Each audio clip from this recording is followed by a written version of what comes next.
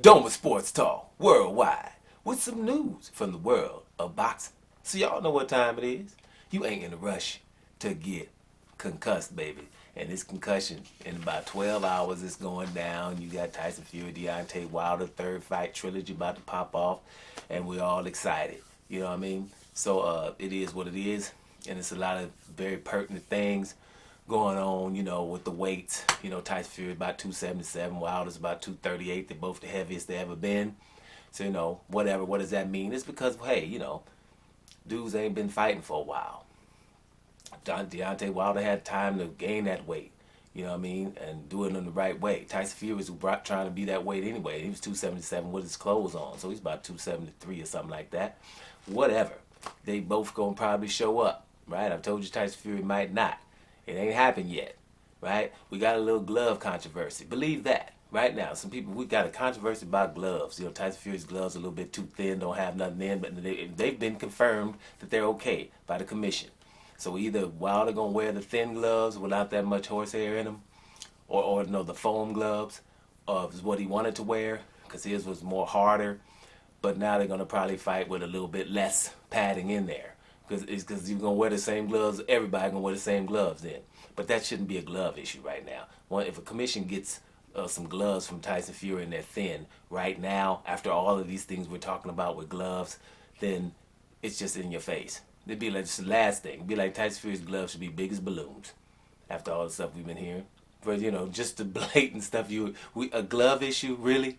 But whatever. So anyway, some of the things is going on before the fight. One thing is, but Deontay Wilder got a new trainer, Malik Scott, which I haven't addressed much. But bottom line is, Malik Scott is good for Deontay Wilder. A change. Mark Breland is not too energetic. Is not too energetic, and those things went down. Whatever. But Malik Scott is probably doesn't have experience as a trainer, but he's going to make Deontay Wilder defensively responsible and show him some things. Because Malik Scott as a fighter was a great fighter, actually. He didn't have a punching power, was a small heavyweight, but he would frustrate these people and had a good defense, and would use offense as good as he possibly could without the punching power, but still hanging with heavyweights, which means he was defensively responsible. So can't hurt to have him around. Plus, he's a great speaker and seems to be a pretty good motivator. So, the only negative is they know each other pretty good, and it might be hard to tell Deontay Wilder things he don't want to hear. But I think all in all, Malik Scott's a good trainer for him.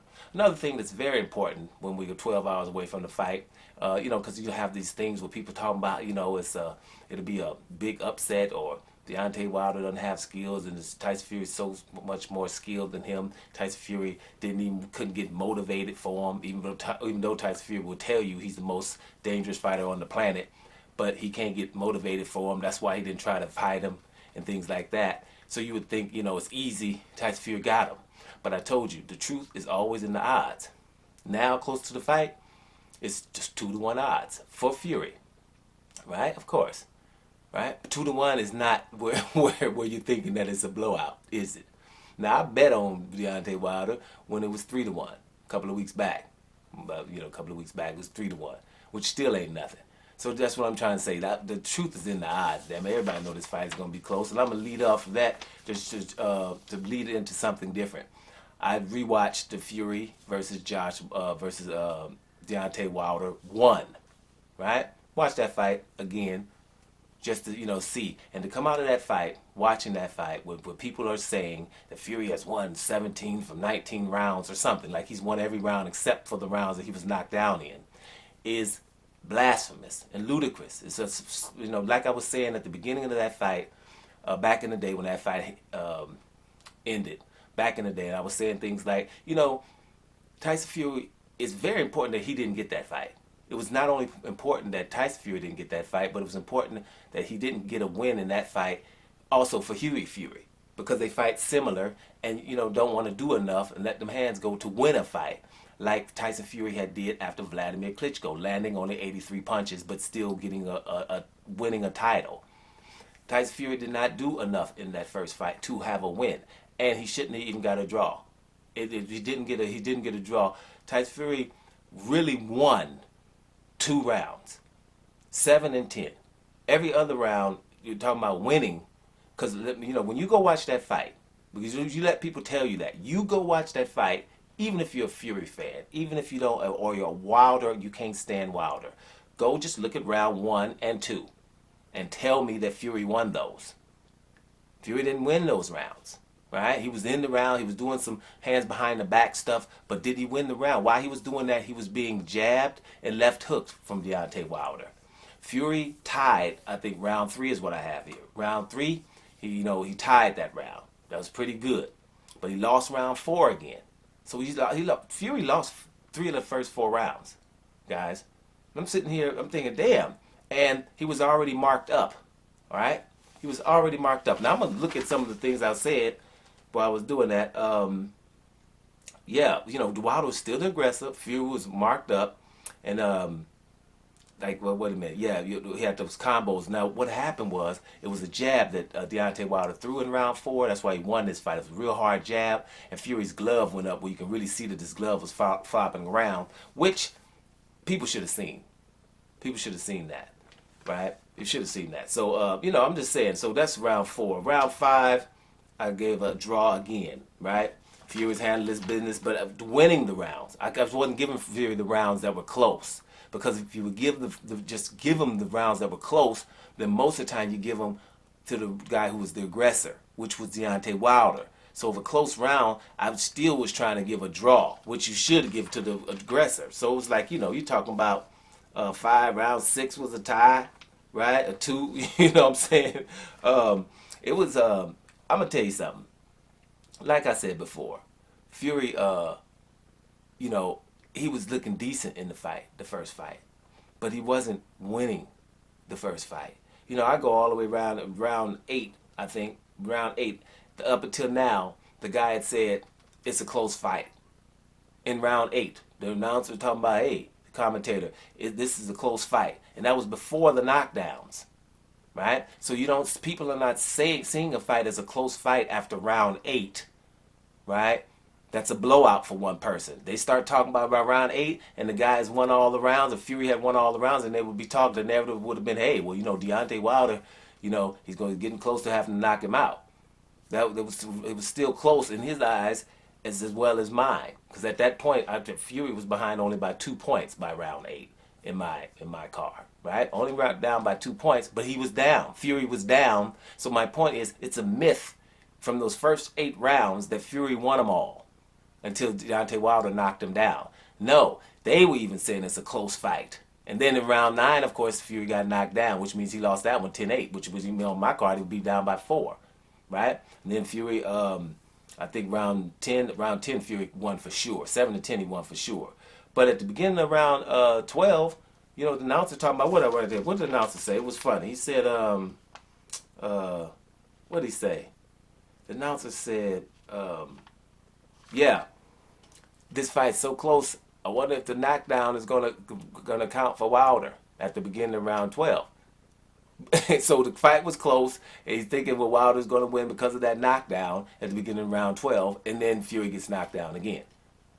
So the myth that Fury won all the rounds is totally debunked. And I could have did it even better, and I just want to do it quickly because I didn't want to harp on it too much. But if you just what I would hope for you to do is, hey man, I'm going for Wilder anyway. I'm rolling with Wilder, right? So take your time and just go look for round and say, do you give these people these rounds, right? Just because they're running around, right? Because if so, then Guillermo Rigondeaux beat the hell out of Casemiro, right? He beat the hell out of Casemiro because Casemiro wasn't landing at all.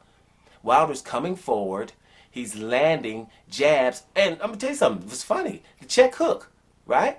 Deontay Wilder's defense is underrated. Making Fury miss and coming up and landing good punches, out jabbing Fury. Fury had more marks than he did. So the point is, if you're in Deontay Wilder's shoes, you thinking, I won the first fight. Period. I was coming forward and I landed more, and I landed more significant punches too, and I had him down in 2 rounds. So he's thinking that. Second fight, something was wrong with Wilder, and everybody damn know it. Because you just had seen the first fight. Since when is Wilder can't stand up in round 2? So that people that are acting like Wilder was all, well, why? Why was he hurt before he got hit? What the hell was that all about? We've never seen Wilder totally tired. He was just a little tired in round 12 against Fury, but it couldn't be that tired. I just knocked him down. So one thing we don't have when Deontay Wilder is stamina issues. So therefore, the second fight looks funny for everybody. It's just some of us are going to say it and some aren't. So bottom line is, I know Wilder is going to be confident for this fight, and Tyson Fury going to show up. If he show up, like I will say forever, Tyson Fury will be confident if he's there. And Tyson Fury will fight better if he gets knocked down. Every time he gets knocked down, he does now, doesn't he? So that's the bottom line. So we excited. Let's see what happens when the fight. I just wanted to make that clear too, that Deontay Wilder basically was robbed in the first fight. I know we can go with the narrative and let people tell you things. They tell you so much that you start believing yourself. I forgot some of the things I had said about the first fight. So I just went back and said, let me do the courtesy of watching the fight again. I said, but I'm going to pay totally attention again to make sure that I see what I see. And it's the same thing. Why do we just give him Fury rounds and make it so easy?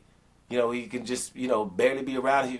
And in Fury's rounds, even round 7, that I'm giving Fury because he had 3 right hands, go to that round. And some of you going to be like, okay, I'm going to go and give it to Fury because I like him and stuff. But Wilder landed a couple of stiff-ass jabs. Stiff ones. Right? But I'm trying to ignore him because I'm trying to give Fury the round. Cause, okay, I'm trying to understand, okay, he can have that one. Right? He was coming out, he was aggressive. Round 10, he won for sure. But those close rounds, why are we just saying Fury won those? That's my point. Go back and check it out yourself, which means, y'all, that's why those odds are at 2-1. Because talking is cheap. But then when it comes to money, ain't nobody ever thinking Deontay Wilder ain't got no chance against Fury. I wish I would have saw some 10-1 odds somewhere. Those are people that don't have chances. 10-1 odds, right? 2-1 means, yeah, we ain't, this is close. And that's exactly what we got coming. So everybody, let's enjoy this. See y'all after the fight. Doma Sports Talk Worldwide. And I'm up out of here, y'all.